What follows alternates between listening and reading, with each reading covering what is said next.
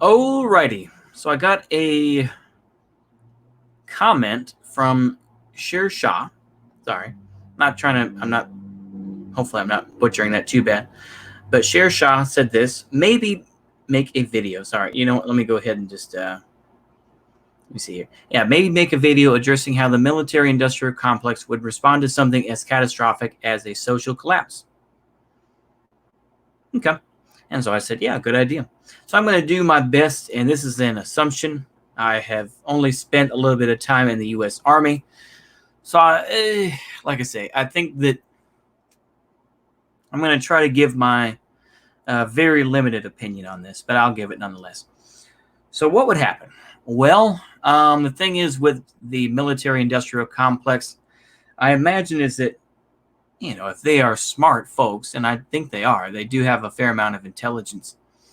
These are folks that would be preparing already, that they would already have crypto, or that they would have gold, or they would have something that they would be willing to trade already.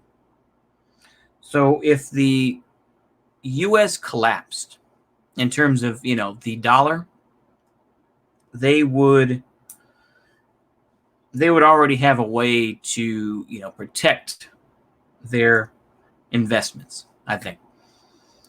So they would do that. Secondly, they would pretty much just expand the groups that they had. I mean, I imagine that they would start funding right-wing groups in particular to start defending their factories. So the places where they make, you know, missiles and make, you know, drones and everything else like that, these places would be protected and would probably be sold to various groups. I definitely think this would happen. The U.S. military, I think, you know, being about 3 million strong roughly, is fairly small, and we rely more on technology, right? And we more rely on drones and the use of, you know, those sorts of aircraft. So, and those are great and everything, but the thing is, though, is I think that there's going to be priorities. Some places are going to be more valuable than others. It's like New York City. New York City would be ruthlessly defended. Los Angeles would be ruthlessly defended no matter what. And if, you know, certain parts were to be taken over, they would step in and make sure that that didn't happen all the way, you know. So I think that would occur. I also think that the U.S. would just, they would not allow any, you know, they would just not allow these things to break apart. I think that there would be moves to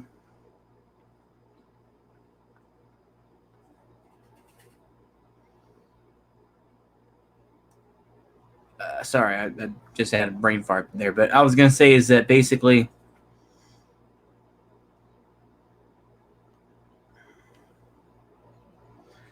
I think that the military would have certain areas that they would, you know, take in, and other places would be ignored.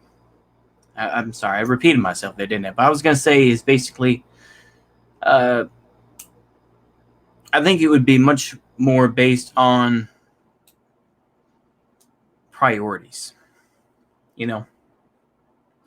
So, you know, they already have, like I say, I think that Blackwater and this and that, even though he is, I believe that, you know, what's his name is still there in China, you know, getting support and helping the Chinese, because he is a businessman at the end of the day, regardless of what people want to say and regardless of his Christian values, is that he still want to make money. He still wants to make money. Eric Prince, there you go. Eric Prince, of course, doing work for the Chinese. Fits with his whole idea where it's like, yeah, I'm gonna defend it no matter what. So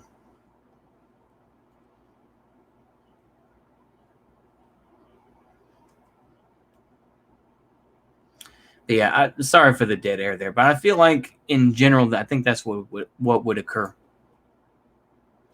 I think in general, you know the you know the various companies would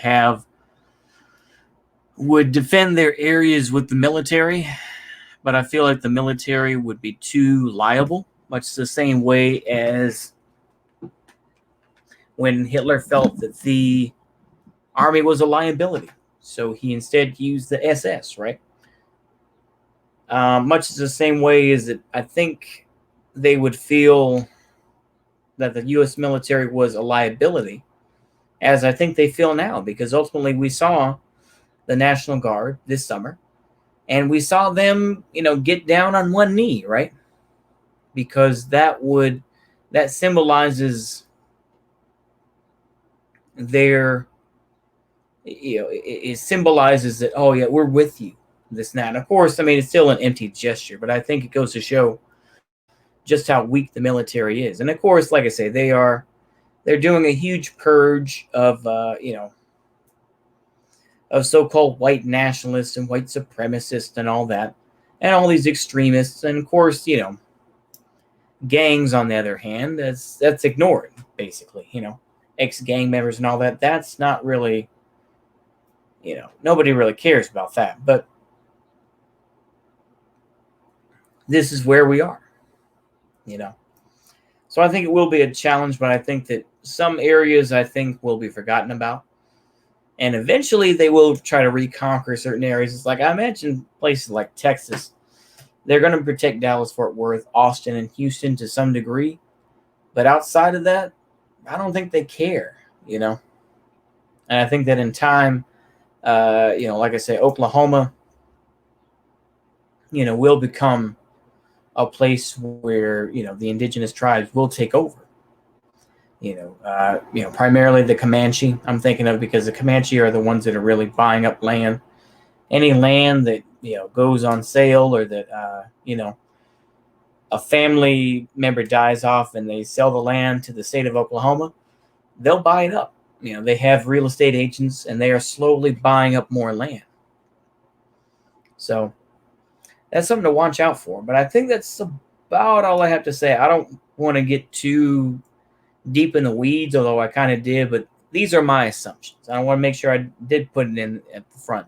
These are my opinions. I'm not an official government person. My only experience is that I was in the U.S. Army for a brief time. But from my observations, I don't think the U.S. will be beyond bombing U.S. cities. They would not be against using drones on people that they consider to be rebellious people who are going to tear down this country. So that now, of course, there's going to be a back and forth, though. I'll finish up with this. There is a back and forth where it's like, when you get an actual resistance movement, or resistance movements, plural, in this country, you're going to have individuals who are going to say, hey, I know how these drones work. Let's go ahead and do some jamming. So they're going to have, radar jamming, and they're going to have, video jamming, where they crash land these vehicles, or they can just have their own rockets, or whatever the case may be. I imagine there's going to be a lot of very, industrious people, and a lot of folks who will figure out how these drones work.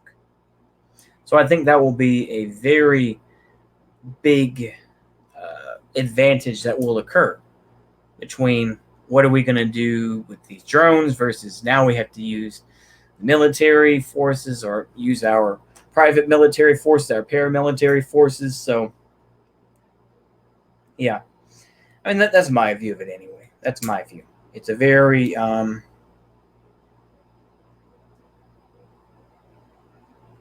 it's going to be a very tough slog. I'll put it that way. Anywho, I think that's all I have to say. See you later, and goodbye.